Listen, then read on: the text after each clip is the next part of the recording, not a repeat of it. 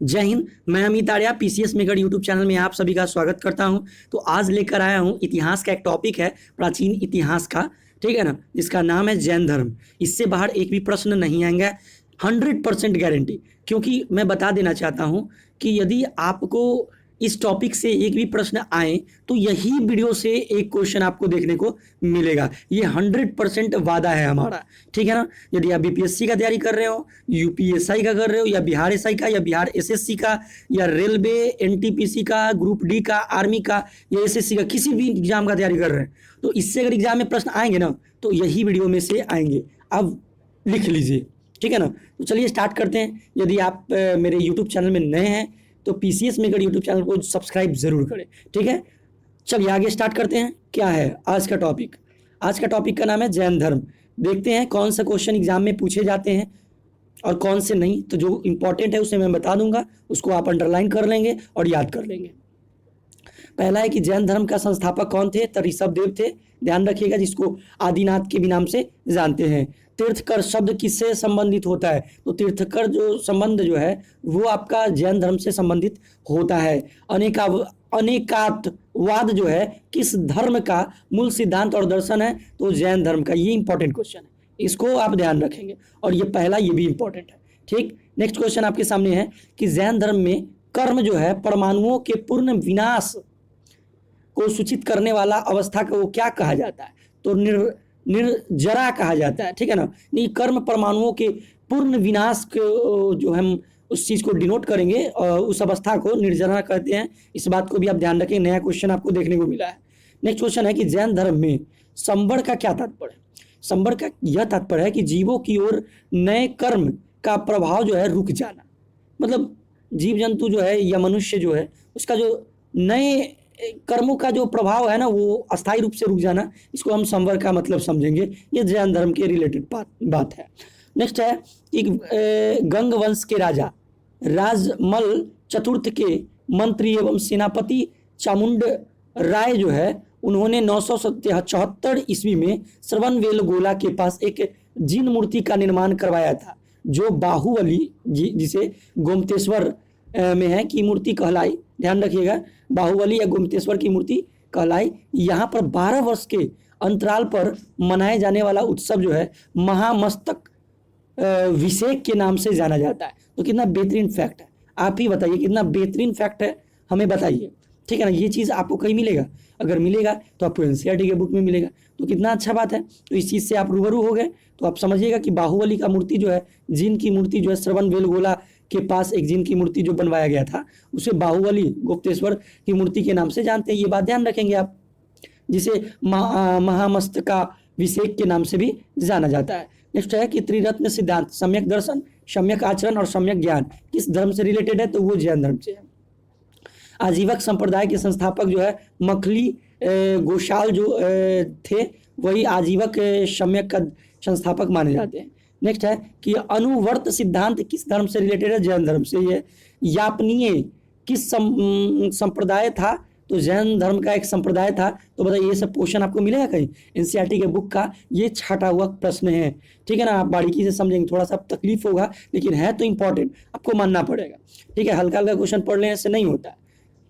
Next question है कि प्रारंभिक जैन साहित्य जो है किस भाषा में लिखी गई थी? तो अर्ध मगधी में लिखी गई है। प्रारंभिक जैन साहित्य जो है वो मगधी भाषा में है। पार्श्वनाथ के संबंध होने के कारण कौन सा स्थल जैन सिद्ध क्षेत्र माना जाता है?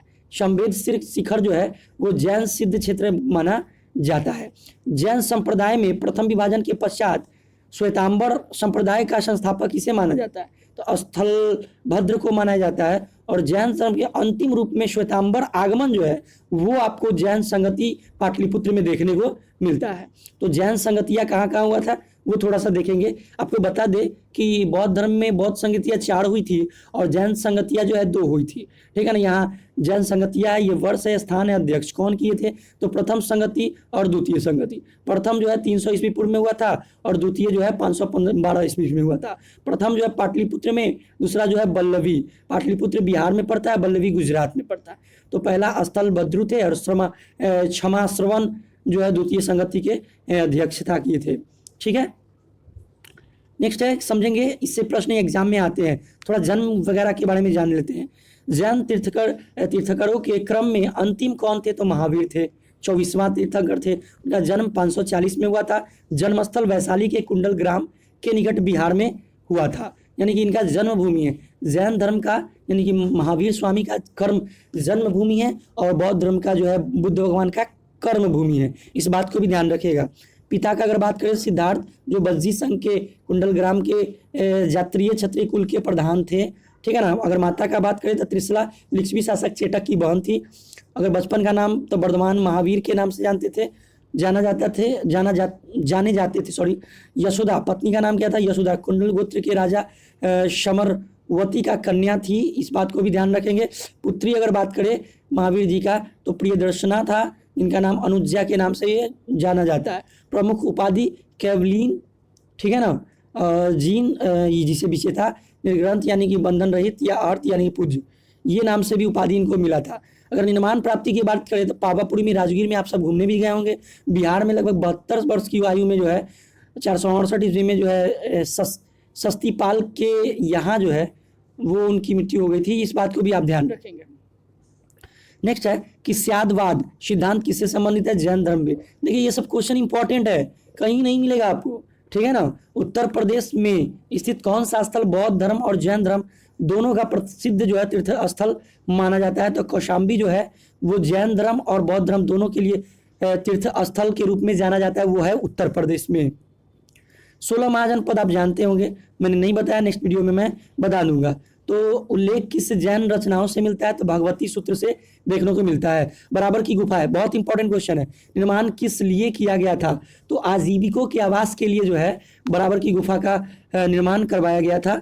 पार्श्वनाथ और प्रतिपादित 4 महाव्रतों में महावीर स्वामी ने 5वें महाव्रत के रूप में क्यों जोड़ा?